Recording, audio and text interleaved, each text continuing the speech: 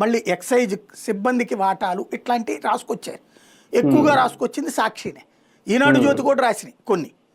ఆ, కానీ వీటన్నిటికీ దేనికి క్లారిటీ లేదు.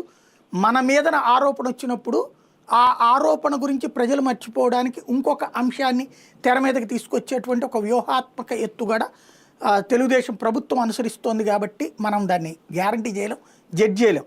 ఓ తాగుబోతుని అడిగామనుకోండి, ఆడు తాగే బ్రాండ్ వరకు చెప్తాడు.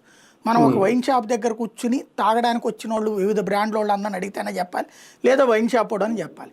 ఇప్పుడు జగన్ టైంలో ఒక బాటిళ్ళకి రేట్లు ఎంత అయితే ఉందో, వీళ్ళు వచ్చిన మొదట్లో మాత్రం చేసిన పని ఏంటంటే మేజర్ ఎక్కువ తాగేటటువంటి బ్రాండ్లన్నిటికీ ఏది ఇంక్లూడింగ్ బాగా బ్రాండ్స్ అన్న వాటికి కూడా 99 రూపాయలకే ఇచ్చేస్తున్నారు, 99 రూపాయలు సాచెట్స్ ఆర్ ప్యాకెట్స్ ఇచ్చేస్తున్నారని చెప్పారు అప్పుడు.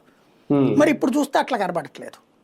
అంటే వాటిని అప్పట్లోనే నేను విన్నటువంటిది అయితే ఒక్కొక్క జిల్లాకు ఊరుకో 2 లక్షలు 3 లక్షలు అయ్యి, అది కూడా ఏంటంటే మెహర్బానీ కోసం. ఇక ఒక షాపుకి ఒక 50 25 ఇచ్చేసేసి అడిగితే గట్టిగా అడిగితే అవి ఇచ్చేటట్టు, మిగతాయి మాత్రం ఈ బాటిల్సే అన్నటువంటి మాట చెప్పారు.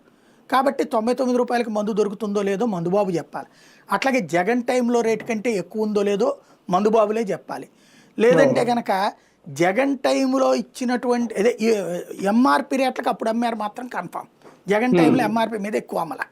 బట్ 2019కి ముందు ఎంఆర్పి కంటే ఎక్కువ అమ్మారు, 10 రూపాయలు ఎక్కువ అమ్మారు.